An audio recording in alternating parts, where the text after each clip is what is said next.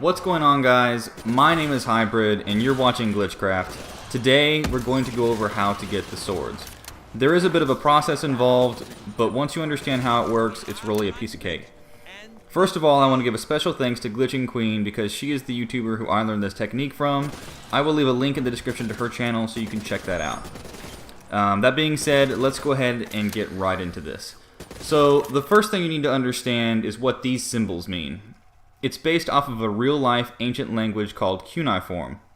I recommend you Google it if you want to do some research on it for yourself, but the only thing that you really need to understand is how to decipher the symbols.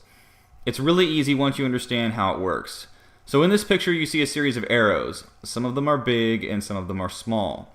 The big arrows represent the number 10 and the small arrows represent the number 1. So for example, the symbol on the bottom right hand corner of the screen would be a 22 because it has 2 big arrows and 2 small arrows. The next symbol above that one would be a 21 because it has 2 large arrows and 1 small arrow. Then the next one would be a 20, and then a 14, and then a 4, and so on. Now that you understand that, let's go ahead and move on to the next step. So you need to go to a tram station. There is a tram in each district except for the spawn area. I like to start from the canals tram, but you can start from any of them, whichever your preference is. So go up the stairs and call the tram to you. Whether the tram is already there or you have to call it to you, the cost is 500 points either way. So I'm going to go ahead and call it to me. That being said, turn around and look at the map. Every station has one. So here you see a basic layout of the map. Each light bulb represents the tram station in each district. One of the light bulbs will light up to tell you where the tram is currently located. None of them are lit up right now because I just called the tram, so it's currently in transit. So you can see the large question marks along the tram's path. Those represent symbols that I showed you earlier. You'll see them in the windows of the buildings as you ride the tram from one district to another. So in this case, we're going to go from the canals to the waterfront district, which is on the right-hand side. If you look along the path, you'll see that you'll pass 2 symbols and they'll both be on the left-hand side. So I'm going to take the tram. It's already set to the waterfront district, so all I need to do is hit the green button to start the tram. Now I know that I need to look out the left-hand side and I need to be looking for 2 symbols. They'll have a tendency to sneak up on you, so you need to be paying attention. Okay, this is the first one right here. It's 2 small arrows, so you know it represents the number 2. So remember in the back of your mind 2. There will be a second symbol, and it seems kind of like the tram is running slowly, but they will definitely sneak up on you if you're not paying attention. So you have to keep a sharp eye out for it.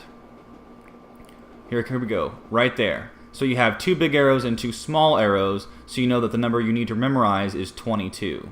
So far we have 2 and 22. Now that we have arrived at the waterfront district, I'm going to come out and take a look at this map again.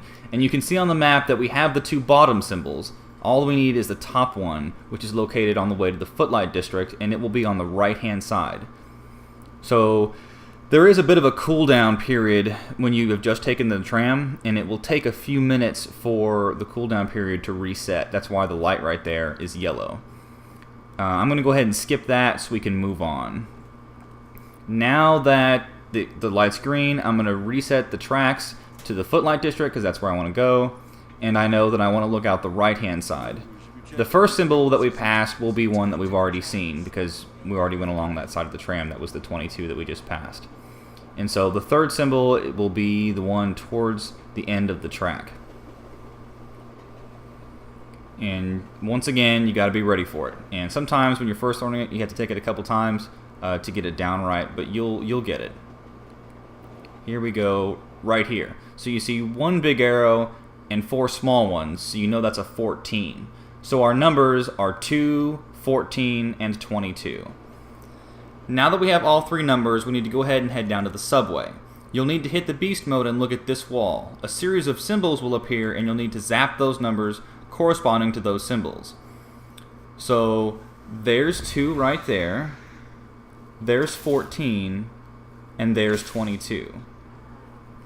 Now you don't want to waste the beast mode, so go ahead and smack the box behind you, zap the conduit next to the spider wine, run up the steps, zap the conduit next to the mule kick, run up the steps again, zap the conduit to open the door, and then finally zap the conduit to open stamina up.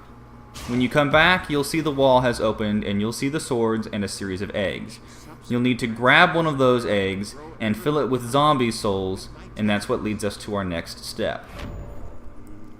So inside this box that I just broke open is a very large squid statue. There are 4 of these located across the map, 1 in each district. You'll need to place your egg on the statue and fill it with zombie souls by killing zombies that are nearby.